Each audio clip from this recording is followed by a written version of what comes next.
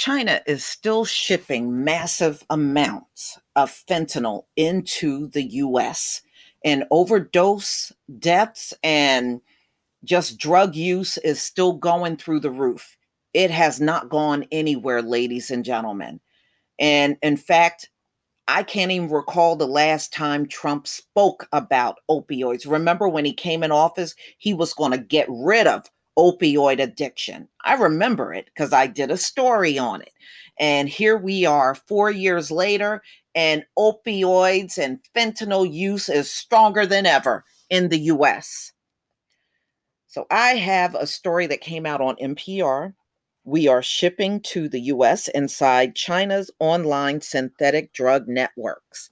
This is November 17th, 2020. One of the things that outgoing President Trump did during his term was pressure China over fentanyl. The drug kills tens of thousands of Americans each year, and much of it does come from China.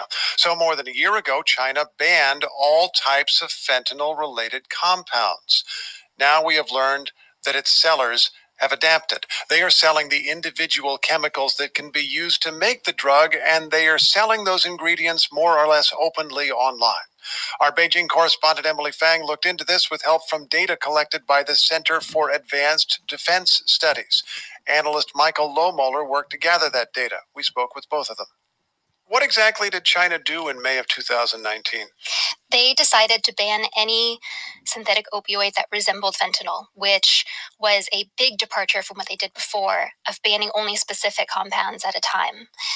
A few months after this ban, there was a big drug bust of a drug trafficking ring in China. One person was sentenced to death, other people sentenced to life in prison, but then there was quiet. And I was curious as to where all these people who had been selling fentanyl earlier had gone and what that world looked like now with this ban in place. How do you go about trying to find that seemingly underground world? Well, that's where Michael comes in. We were interested in seeing how the supply chains were operating from the point of production through sale to use. And when we were looking at the sale end of things, we found that a lot of this activity was occurring on the open, normal internet. So we were looking into various advertisements that go up on these different marketplaces and platforms like Alibaba and other chemical and pharmaceutical marketplaces that companies were posting for advertisements for fentanyl and other related substances. So we saw that it was all occurring very much out in the open. You're telling me that you could just go to a normal website, maybe not exactly Amazon, but Alibaba's a pretty big platform. I mean, you could go and find these things. Yes, we observed that the bulk of fentanyl-related sales activity appeared to be occurring on the clear web on e-commerce websites such as Alibaba, but there are also other websites that vendors use, so they'll maintain independent websites, and they also appear to be using social media, particularly Facebook. It's all occurring very much out in the open. Was it easy for you to begin finding the exact locations even of people who were selling ingredients of fentanyl? Vendors will rarely use the actual name for a drug, so you're not going to necessarily see an advertisement that says fentanyl for sale. But if you know that and you know how these substances are being advertised, it's very easy to find, even via a simple Google search.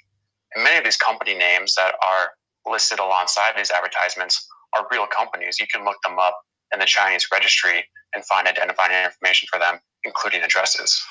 Emily Fang in Beijing, what did you do with that information?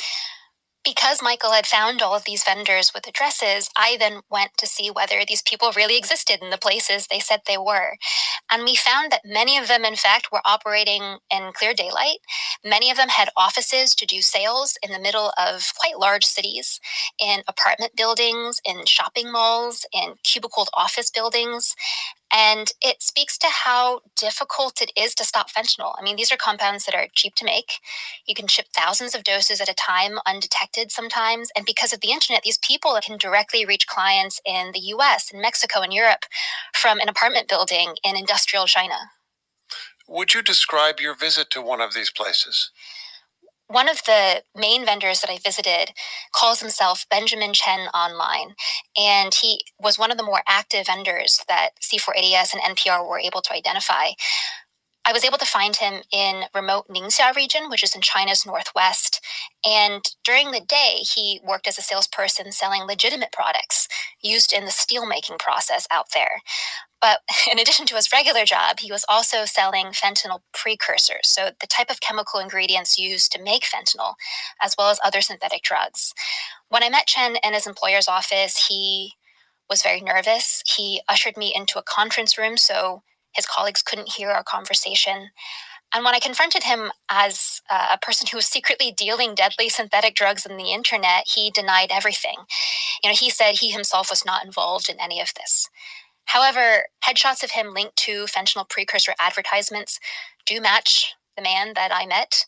The phone number provided on these advertisements matches the one that Chen answered and that I texted him on, as did the address that he listed for some of his websites. So a bottom line question then, has the flow of fentanyl from China to the United States been significantly interrupted in any way by China's law enforcement? I think when it comes to finished fentanyl reaching the United States from China, I would speculate that there has been a decrease in that. It's tough to know for sure, though. Well, we reached out to China for comment. We reached out to the National Narcotics Control Commission, which is in charge of enforcing this ban.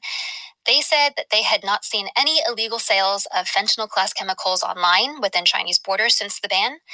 But due to the openness and cross-border nature of the internet, any country would have a difficult time completely eradicating illegal information. So they're saying that they have not seen illegal activity, but they cannot rule out that it's not happening. What we've seen in China, though, is that some kind of online activity to sell fentanyl ingredients is still happening. The U.S. Drug Enforcement Administration does say that mail shipments of fentanyl from China to the U.S. have dropped dramatically since the ban. But the DEA also says that more and more of these fentanyl ingredients are being shipped from China to Mexico, where the ingredients are made into finished fentanyl and then sold again into the U.S. So the flow has not stopped, but the manner by which it's reaching the U.S. has changed. Realistically, synthetic drug vendors are finding ways to work around this ban, and some ways that are technically legal, even if the effect is to be selling deadly, poisonous synthetic drugs to people outside of China. NPR's Emily Fang is in Beijing. Michael Lohmoller works for the Center for Advanced Defense Studies, which receives some of its funding from the U.S. government and which produced a study of fentanyl ingredients coming out of China. Thanks to both of you. Thanks, Steve. Thank you.